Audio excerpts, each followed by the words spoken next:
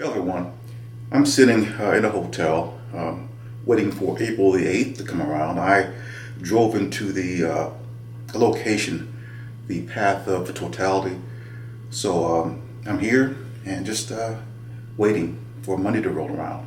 Now, the purpose of this video is to talk about the many videos that I'm sure many of you are seeing out here in the YouTube space and even outside of the YouTube space, that they're giving warnings about the up-and-coming solar eclipse on April the 8th. And these are coming from Christians. I've seen videos where there are individuals saying that on that day, Jesus is going to return, that the rapture is going to return. Don't go outside. Is that not crazy? So in this video, I want to help you recognize the false prophets, and really a composite false prophet among us that is clothed with lamb's clothing but speaks blindly like a dragon. Now, with regards to Jesus' return, no one knows, no human being knows when that is going to occur. The angels don't know. Jesus himself says that he doesn't know. So if you hear Christians say that April the 8th or any other date is going to be the day that Jesus is going to return, then they're lying to you.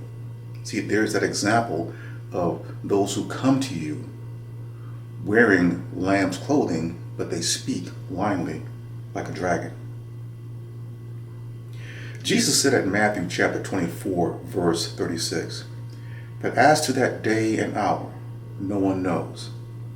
That the angels don't know, that even he doesn't know, but only the Father knows. So Jesus doesn't even know when he is going to return. And there's reason for that, because it will be the Father who makes the determination when he's going to give his Son his promised kingdom of 1,000 years. That is not something that Jesus himself is going to institute. His Father makes that decision. And Christ is an obedient Son. So he's patient. But yet many of these Christians are not patient. They seize upon every opportunity in the world to use that as some type of warning or harbinger that Jesus is going to return. They're lying to you. If anyone assigns dates to Jesus' return, they're lying. Jesus also said a few verses down in Matthew chapter 24, verse 42, that we are to keep on the watch. Why? Because we do not know on what day our Lord is going to return. And if one goes to Acts chapter 1, verse 7, we read there that it is not for us to know times and dates, that those things belong only in the jurisdiction of the Father. So again, assigning dates to things such as Jesus' return, those things we can't do because we don't know. Each and every time these Christians make these predictions, they end up getting egg in their face, but they never stop. They keep on going and going and going and throwing anything that occurs on the wall to see what will stick, and nothing is sticking. But yet there are many persons who they keep listening to these people. These are false prophets. This is what the false prophet looks like. When I use the expression false prophet, I'm not referring to just one person. I'm referring to a conglomerate, a composite of people who make up a false prophet. And they come to you in lamb's clothing, but they speak and they teach like a dragon. And the dragon teaches lies. So the solar eclipse that will occur on April the 8th will come and go without event. And then what will those persons who are making all these predictions say then? There was a video that a young lady put out, I believe it was this morning, and she asked the question, why are people so afraid? Well, people are afraid because Christianity is using scare tactics. They're lying to them. They come across as being desperate. Something is off about a lot of them. If they knew the one that they claim that they follow, then they will know better than make these predictions. And when you watch these videos, a lot of these are short videos as well, look at the desperation, look at the fear mongering that they're promoting in their faces, because they want people to join them. They see things like, accept Jesus before it's too late. And then what you will always see are paintings and AI generated images of a white Jesus. I have to shake my head at that. What is wrong with you people? You don't know what Jesus looked like because you weren't around back then. And that he has ascended, he's no longer a flesh and blood man anyway. So what are you doing? You're lying. You're deceiving the masses. And I keep saying this over and over and over again. Christianity is Antichrist. Christianity does not listen to the one that it claims it follows. Christianity, and these are facts, Christianity makes up its own teachings. It has its own narratives. It teaches things that Christ did not teach. If it teaches things that Christ did not teach, then what does that make Christianity? It makes it an opposer, Antichrist. Jesus says something very interesting at Matthew chapter 24, verse 5. He said that many will come in his name, claiming that he is the Messiah. Messiah and Christ being the same thing, but would deceive many. So did you get that? Many would come on the basis of his name, truthfully teaching that he is the Messiah. And Christianity does that. It teaches that Jesus is the Christ, the Messiah. However, it will use that to deceive many. And many of these Christians have no shame. They get out into the YouTube space and even stand in the pulpit and they make these weak predictions as if they never read Matthew chapter 24, 36, Matthew chapter 24, verse 42, and Acts chapter 1, verse 7, where Jesus himself is saying that even he doesn't know when he's going to return, but that we are to keep on the watch because we do not know on what day he is going to return.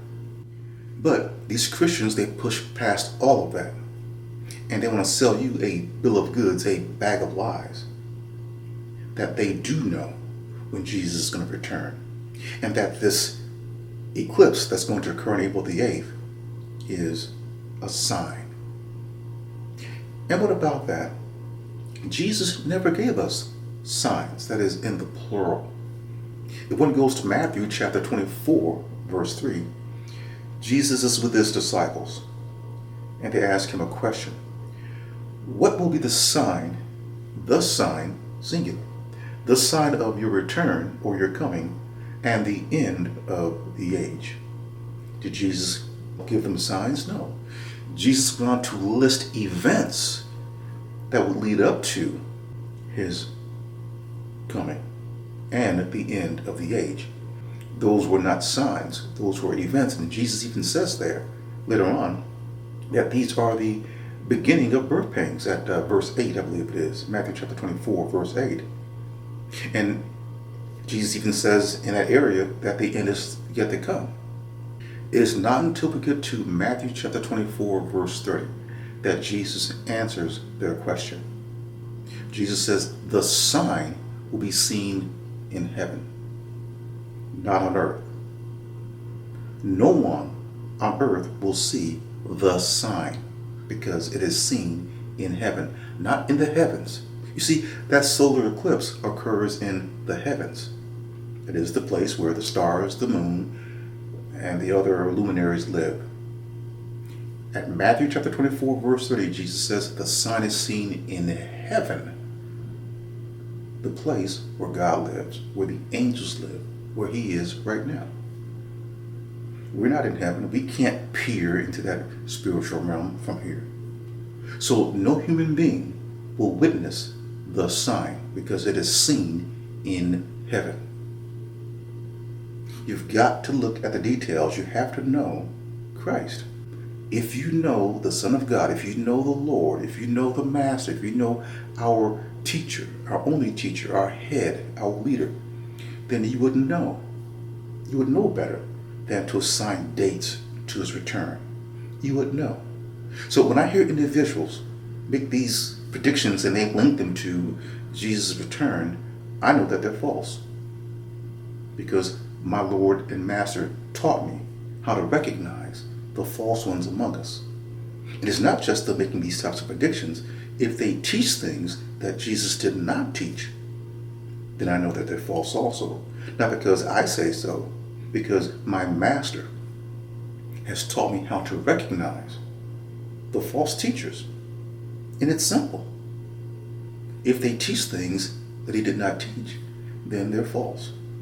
If they make predictions and they assign dates and times to those predictions, I know that they're false. It's not difficult. It's a matter of submitting oneself to the one that they claim that they follow, Christ Jesus. So please be careful with these folks, because they have no shame. Even though the event of the solar eclipse on April the 8th will come and go without event, these Christians will not stop, because liars don't stop. They will keep lying to see who they can hook in. And be careful of those who love to display images of a white Jesus. What is that? That in itself is a lie. It is shameful. And you see these portrayals in art, film, and literature of a white God, white angels, white Adam and Eve, white Noah, white Moses. What is all this?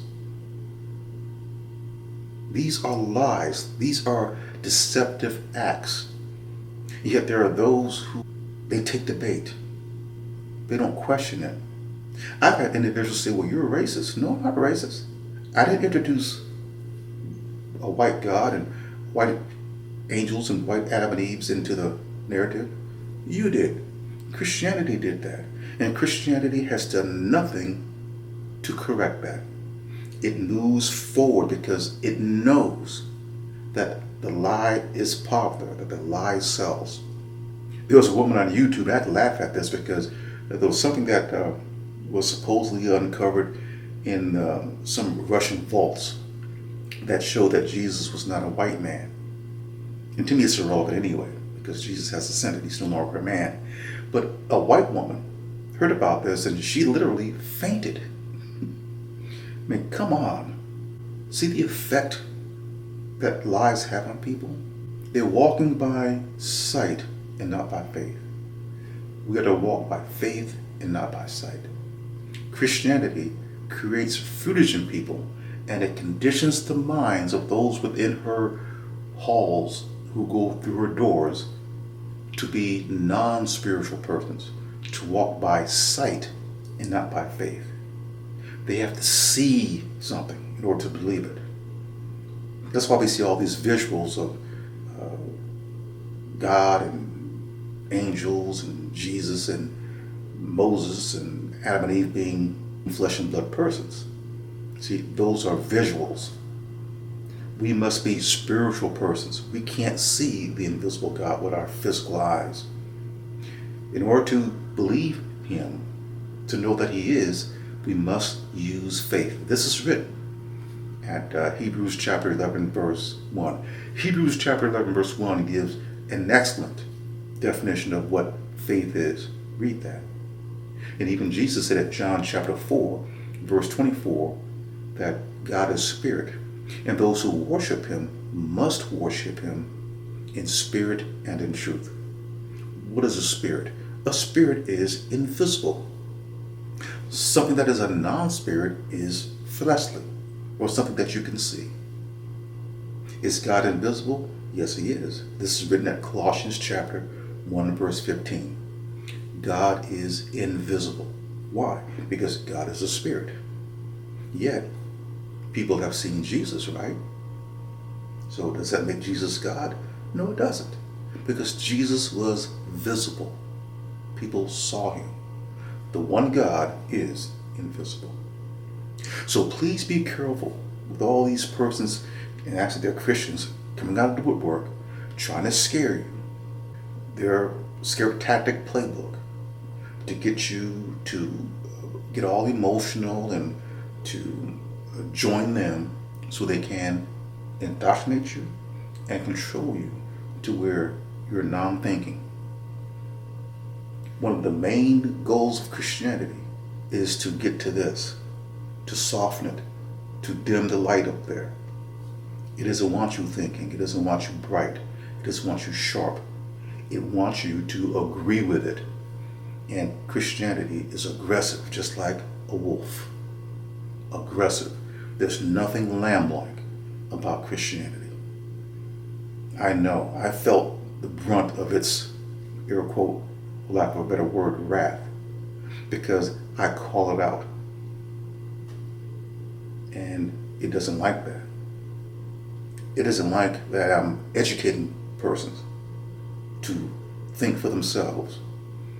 I'm not even encouraging individuals to listen to me. But I put the information out there. You look it up yourself. You do your own research. You have to convince yourself. And I also encourage that want to approach the Father in prayer. Not to approach these pastors and so-called apostles. No, you approach your Father in prayer. And you ask Him. A good Father is not going to give you something bad. He's going to give you something that is good. You may perceive that what the Father gives you is bad, but He knows what's good for you.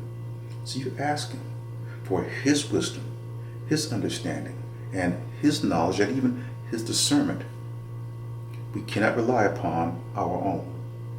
His. He's already given us the answer. He's already sent us all those things. But Christianity has stepped in and placed a cloud in front of the true one that He sent. The true Son of God. This Christ that we see today in the world, He's one that mankind has raised up in this world. He's a false Christ. They've put flesh and blood on Him. They painted Him white, given Him long hair, a handsome face. That's a false Christ. That is not the one that God sent. That is not the one that I follow. I reject that one. So you go to your Father, you go to your Creator, not any human being. Let God be true and every human being a liar.